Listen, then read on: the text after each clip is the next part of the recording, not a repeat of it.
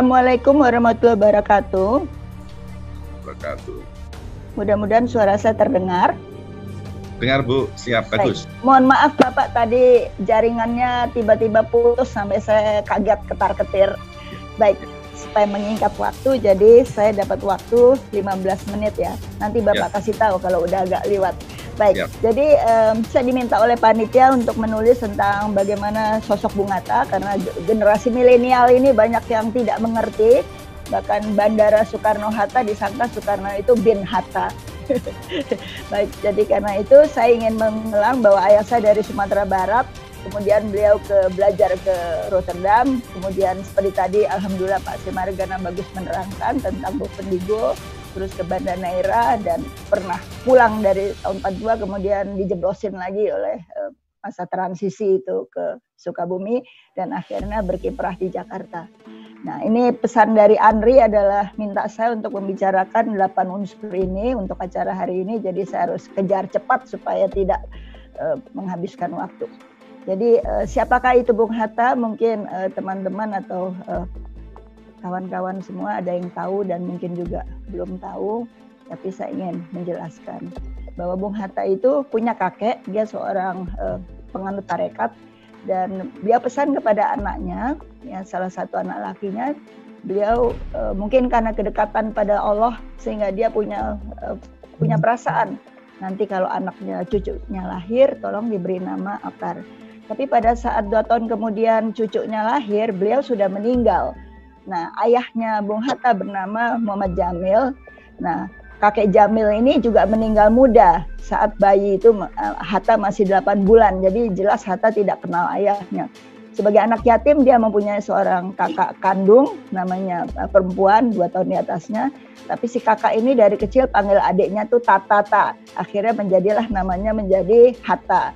Nah, ibunda menjadi janda sampai 5 tahunan begitu, sampai kemudian dipinang oleh orang saudagar kaya dari Palembang bernama Haji Mas Agus Ning yang sangat sayang kepada ayah. Nah, inilah surau pesantren dari kakek saya, yaitu ini adalah 1 jam dari Bukit Tinggi. Ini ada satu tempat kecil seperti desa kecil namanya Batu Hambar, dan ini adalah di dalamnya ada makam-makam dari para sesepuh yang ada di Batu Hambar.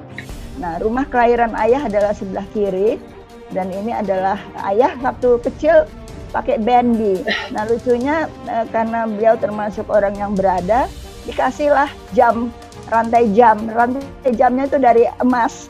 Nah, zaman itu kalau ke sekolah pakai rantai emas, jadi kayak gimana gitu. Tapi memang neneknya memberikan itu supaya tepat waktu. Jadi dari kecil sudah ditancapkan harus tepat waktu. Dan kendaraan ini namanya bugi. Jadi karena itu dipanggilnya beliau itu si rantai ameh. Jadi kalau buginya sudah datang, tahu itu bugi dari si rantai ameh. Artinya rantai emas.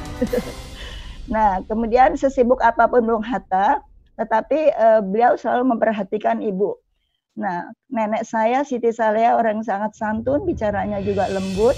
Nah, beliau ini menderita selama ayah itu menjadi aktivis. Karena ayah tukang di penjara, mau di Belanda, mau di Indonesia, waktu itu belum namanya Indonesia. Tapi kemana-mana jadi incaran Belanda, dan selalu berita penangkapan ayah itu baik di Belanda ataupun di Nusantara ini, itu jadi ramai. Jadi nenek itu ibarat dibully. Jadi orang-orang yang dekat dengan beliau kemudian secara perlahan menjauhi Siti Saleh. Nah, mereka takut kalau kena getahnya. Tapi ironi lucunya juga, pada saat ayah sudah jadi proklamator dan wakil presiden, tiba-tiba saja kemudian mereka jadi berbalik baik. Nah, inilah suatu hal yang memang kondisi manusia.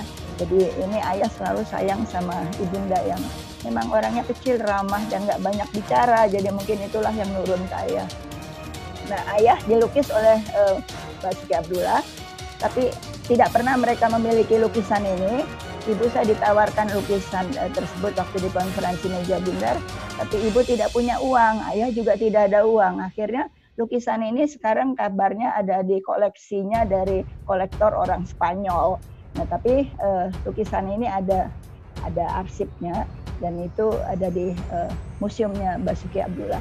Jadi ini menunjukkan bahwa kapan saya lahir, Ayah lahir 12 Agustus, jadi kemarin ulang tahun beliau yang ke-118, kemudian meninggal 14 Maret 80. Nah, Ibu Rahmi itu beda jauh, 24 tahun bedanya antara suami istri itu.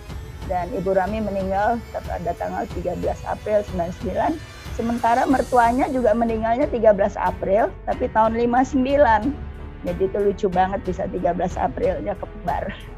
Nah, kemudian ayah itu memang terkenal sebagai orang yang sangat baik kepada keluarga dan pada lingkungan juga. Dan kalau bicara kepada istri tidak pernah marah, kami anak-anak juga tidak pernah sekalipun dimarahi ayah. Kalau angka kami jelek, paling alisnya bertemu. Itu kalau udah alis bertemu alis itu udah super marah. Mungkin ibaratnya teriak-teriak. Jadi memang pendiam. Dan kalau bicara selalu lembut dan pribadinya tuh tenang. Gejolak apapun dia selalu tenang.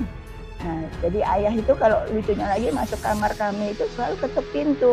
Kamar ibu juga ketuk pintu karena beliau ingin bahwa tidak mengganggu privasi masing-masing meskipun itu istrinya sendiri. Dia juga tahu istrinya di dalam mungkin ada privasi sendiri. Nah, itu hebatnya. Membangunkan kami anak-anak waktu tidur sahur untuk pagi hari, ketok pintu juga sambil teriak bangun, dia gemala lidah gitu. Dan ayah itu seperti ensiklopedi, mau tanya apapun itu juga bisa. Ya, saya mohon maaf ini bicaranya cepat takut waktunya habis. Nah, ayah itu banyak menguasai bahasa, ada 4 bahasa. Dan ayah waktu kecil belajar bahasa Latin. Jadi pada saat saya sekolah, karena belum ada Al-Azhar, jadi kami sekolah di Santa Ursula. Dan anak-anak non-Katolik memang ada buku yang kita mesti tahu mereka belajar apa. Jadi ada bahasa Latin, doa mereka seperti Al-Fatihahnya. Terus saya waktu itu juga ikut membaca saja, tapi ayah menepuk bahu saya, intonasinya salah karena kamu turun, harusnya suara turun artinya ini. Jadi saya kagum, ayah bisa banyak bahasa. Nah, kemudian pada saat ayah di Belanda itu selalu jadi bully-bulinya orang pemerintah kolonial. Tapi itu dahulu ayah dibenci atau dikesalkan oleh pemerintah kolonial, mungkin bukan dibenci tapi nyusahin, selalu ribet begitu.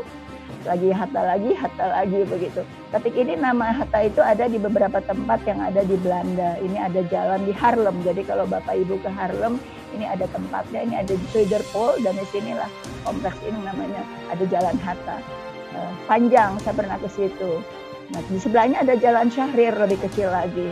Jadi Hatta Syahrir dibuat branding. Nah, ayah di penjara dari 23 September sampai 22 Maret, jadi cukup lama. Nah, ini adalah para pengacaranya. Ini Mr. Joyce, kemudian ini satu lagi, saya lupa namanya. Nah, ini ayah di tengah dengan teman-temannya. Nah, kemudian ada juga Hatta Building. Jadi sekarang tempat ayah dulu sekolah itu, sekarang namanya sudah Erasmus University. Dan ini yang menjulang tinggi ini adalah Hatta Building. Dan orang-orang menjadi banyak pelajar masuk situ. Nah, sekarang tentang pendidikan itu seperti apa? Nah, pendidikan itu adalah suatu hal yang penting. Jadi sejak ayah 5 tahun sudah belajar mengaji, kemudian neneknya dan ibunya itu keras, harus selalu belajar dan belajar. Di Bukit Tinggi itu ibaratnya waktunya itu penuh dengan belajar. Karena pagi itu sekolah Belanda, kemudian sore pukul 15 sampai 16, 3 kali seminggu belajar bahasa Inggris, sebagai anak kecil sudah belajar. Kemudian sore 5 kali seminggu itu belajar agama, 16.30 sampai jam 17. Harus khatam Quran, dan dia sudah khatam Quran sejak kecil. Kemudian belajar fikih, setelah khatam Qurannya selesai, belajar fikih, nahwu, dan tafsir, dan rukun Islam, dan hukum Islam. Nah, ini belajarnya lanjutannya itu pada Syekh Jambek. Nah, baru kemudian beliau pindah ke Padang, dan pada saat di Padang belajar sejak pada saat di sekolah itu masih kelas di Bukit Tinggi, kelas 5 itu sudah belajar bahasa Perancis, dan sudah dikasih Latin, begitu. Jadi ayah belajar bahasa Inggris juga, bahasa Latin juga. Latin itu kan bahasa mati, jadi untuk mengetahui. Tapi bukan bahasa cakap. Kalau bahasa Perancis, bahasa Jerman, Inggris, dan Belanda itu bahasa cakap. Dan ayah menguasai 4 bahasa itu. Nah, kenapa ayah begitu ditekankan harus belajar? Karena orang tua kakeknya itu juga itu orang-orang yang terpelajar pada masanya. Dan mengatakan bahwa kamu juga mesti belajar agama karena harta dunia itu tidak ada yang kekal. Dan yang harta yang kekal itu adalah pengetahuan dan juga ibadat untuk ini karena kita menguasai agama dengan baik. Nah, itu bekal pengalaman Hatta di waktu kecil. Nah, kemudian di masa kecilnya sangat aktif dengan berbagai aktivitas pemuda di Padang. Jadi kalau masih kecil masih di dalam rumah dengan kakek nenek dan ibunya. Kemudian pada saat itu kemudian ibunya menikah lagi. Tapi di Padang ayah tirinya juga ada rumah. Jadi waktu sekolah itu di Padang tinggalnya juga satu waktu di rumah ayah tirinya. Nah, kemudian beliau waktu kecil ikut perkumpulan sepak bola Swallow. Di Padang, Hatta juga rajin bagaimana tentang pergerakan yang ada di lingkungan. Jadi dia bukan anak rumahan saja, tapi dia ngintip-ngintip dengar Sarekat Usaha itu apa sih. Karena terpengaruh juga dengan lingkungannya. Karena mereka waktu itu banyak bercakap-cakap Sarekat Usaha. Jadi bahasa Belandanya niskirah, jadi kepintau ada apa sih.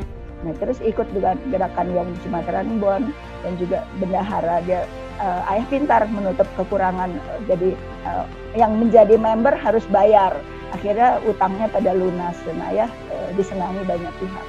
Terus Juni 1919 umur 17 tahun ayah sudah masuk ke Prince Hendrik School di Batavia dan kemudian tamat pada sekolah itu Mei 1921. Nah, begitu tamat Mei 3, 1921, lalu 3 Agustus 1921, maafin tulisnya kebanyakan 9, 3 Agustus 1921 dia berangkat ke Rotterdam naik kapal dan langsung tiba di Rotterdam dia sekolah. Kemudian tahun 31 lulus sebagai Doktoranis Ekonomi Pribumi pertama jabalan yang Hooglanders School itu, yang kini bernama Erasmus University.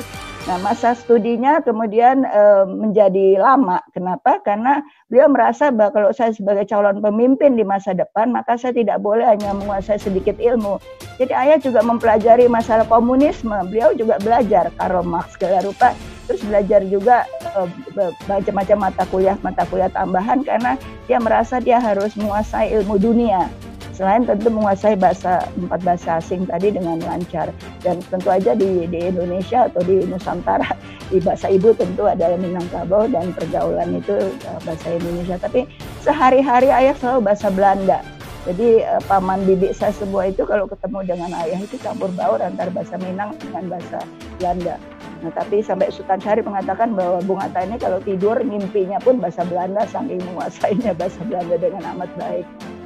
Nah, ini banyak orang tidak tahu Bung Hatta itu bukunya apa saja. Ini banyak. Ini sebagai contoh yang dari LP3ES, kemudian yang sebelah kanan ini yang Pak Deliar Nur membuat, dan itu ada di Gramedia. Bukannya saya publikasi, tapi maksud saya supaya teman-teman itu banyak yang nggak tahu, dipikir Bung Hatta itu nulisnya bagaimana.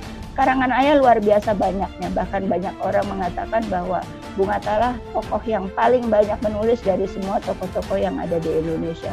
Karena bukunya banyak. Dan ini buku ini akan menjadi 9 jilid, sekarang baru ada 6. Nah, Bung Hatta itu bagaimana? Dia seorang visioner, ramalannya tuh jitu. Karena mungkin dia karena pengetahuan banyak baca dan juga mungkin kedekatannya dengan Allah. Jadi sering ada hal-hal yang dia gagas orang terperanjat. Nah, Bung Hatta banyak membaca dan bukunya juga tidak boleh dicoret-coret. Kalau tulis hanya dengan pensil yang kecil, tipis begitu. Nah, sejak masih mahasiswa sudah banyak sekali membuat tulisan tidak henti-hentinya, banyak sekali menulis dan itu menguntungkan juga karena suka menulis. Maka pada saat beliau di Bovendigul menambah uang uang yang diberikan oleh Belanda, karena waktu itu ayah tidak dapat uang sebetulnya dari Belanda waktu di Bovendigul, tapi hanya dalam bentuk in natura. Nah, jadi ada beras, ada kacang tanah, ada kopi, ada gula, gitu. Nah, selebihnya dia dapat uang dari hasil tulisannya yang dia kirim ke Batavia itu. Nah, ayah waktu muda pun sudah meramalkan akan ada suatu masa di mana nantinya mata uang Eropa bersatu di euro.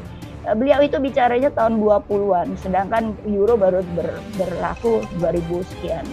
Kemudian sudah meramalkan juga Rusia akan pecah. Nah, itu kan betul terwujud. Sekarang Rusia terpecah-pecah dalam banyak negara kecil-kecil. Kemudian kalau ambil satu pohon, kata ayah, harus ditanam 3 pohon. Jadi ini proses reboisasi. Ayah sudah menandaskan dan ini tulisannya banyak. Kemudian juga meramalkan juga bahwa di Pulau Jawa itu sudah sangat banyak penduduknya, sehingga jauh hari sudah ayah ingatkan harus perlunya program transmigrasi. Nah, ini udah banyak sekali dan juga ayah juga menulis bahwa masyarakat terutama kaum muda itu kalau menikah itu harus diberi kesempatan memiliki rumah sendiri, dan karena itu mereka harus diberikan keringanan cicilan. Jadi program perumahan rakyat.